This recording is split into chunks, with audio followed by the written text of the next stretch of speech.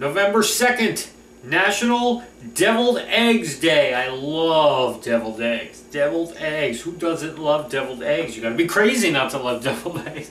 Well, deviled eggs, as with all recipes, if you research, there's a million deviled eggs. I mean, there's some with spinach, there's some with crab in them. I mean, there's like a gazillion. But I'm a purist when it comes to my deviled eggs. I usually use very few ingredients like mayo, mustard, salt, pepper. That's how I like them. I just like that flavor enough that it's plain, but it's okay.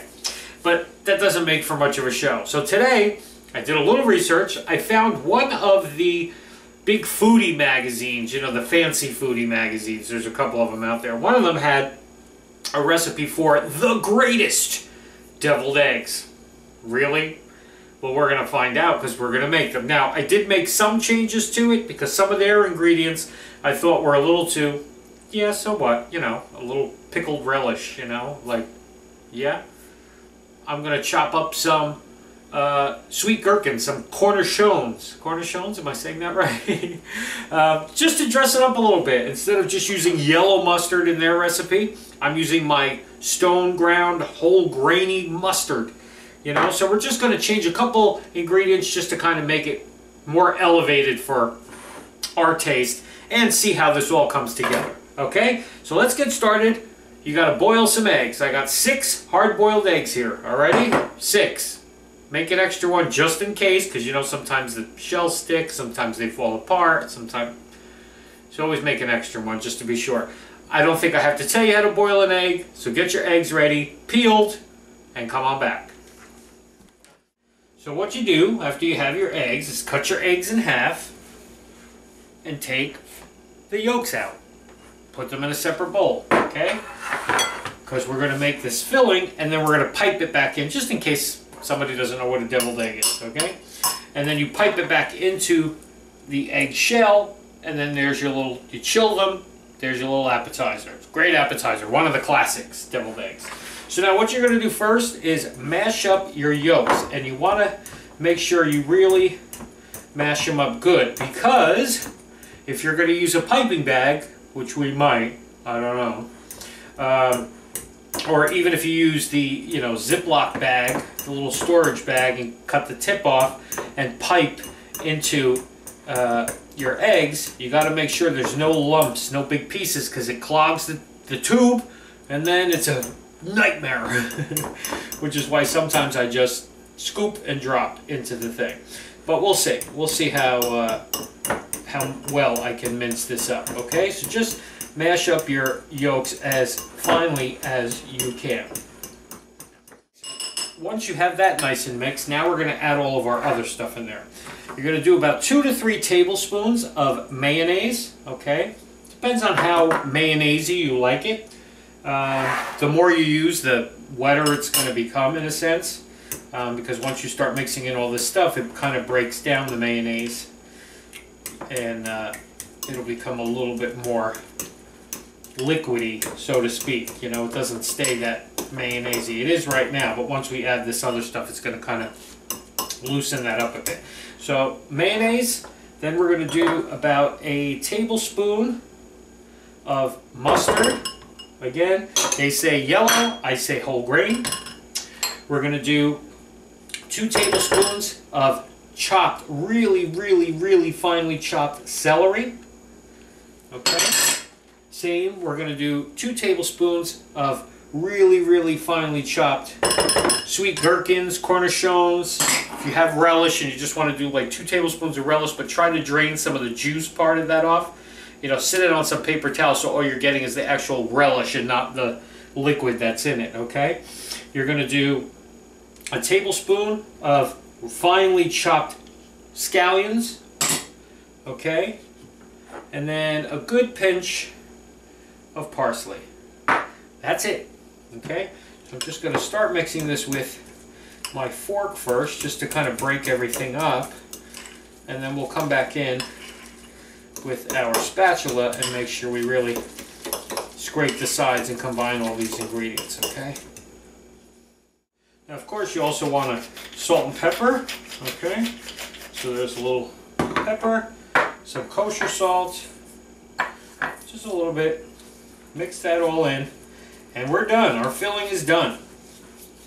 So now what I'm going to do is I think I'm going to scoop these. I don't think I'm going to pipe, only because even though everything's chopped up really fine, it's still a little chunky, and I know this is going to clog my piping bag, and then I know I'm going to lose my mind. Okay, and then I'm going to put this whole thing on a slice of bread and just make some egg salad. But we want to see how this is. Okay. Oh, wait a minute, I forgot the deviled part. Be right back. Hot sauce. A couple dashes of sriracha. Okay, as hot as you like it. That's the devil part. I mean, you can't have a deviled egg without a little bit of heat in there, but just a little bit. I mean, the mustard gives you a little, I wouldn't even call that heat, but it gives you that little bit of spice. Okay, give it a taste.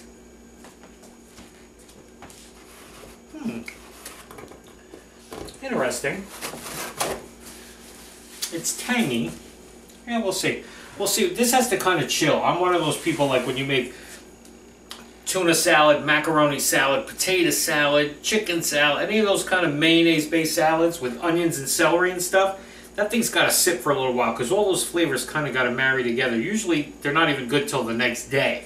But I'm not waiting until the next day to eat some deviled eggs. So,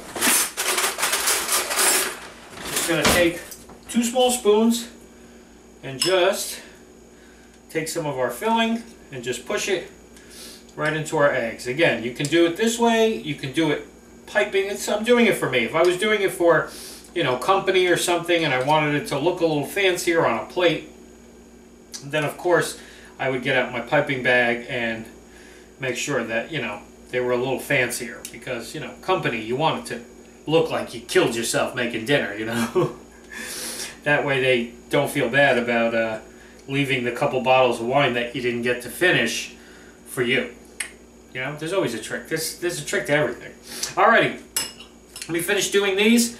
I'm going to get them on a plate, put them in the fridge, and we'll be back in a little while to try the greatest deviled eggs. We'll see about that. Be back. Okay, it's a little while later. They've been chilling for a while. Look at those. You dress them up real nice, put them on a little fancy plate. A little drop of sriracha on the top, a little sprinkle of parsley and paprika.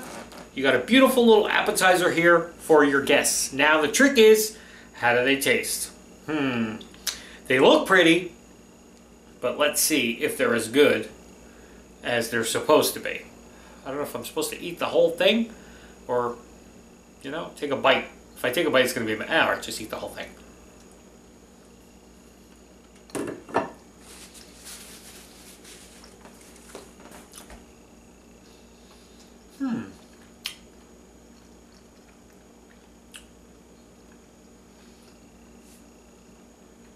It definitely has a really nice flavor with the mustard and the cornichons. Give it that tanginess and zippiness, but I don't know. It's a little too much going on for me with my deviled eggs. Like I said, I'm more of a purist with my deviled eggs and like them a little more plain. But these are tasty anyway. I mean, it's not like we're not going to eat them because we are. But it's just with the celery and the scallions and everything, like it's got a lot going on for a deviled egg, which I guess some people like them that way. Alrighty, deviled eggs day, everybody. Make some deviled eggs because I don't think you can find them anywhere. Tomorrow's candy day, I think. Yeah, I think it's candy day. Oh God, I hate candy day. Alright, let me get some sleep and I'll see you all tomorrow because I'm going to need it.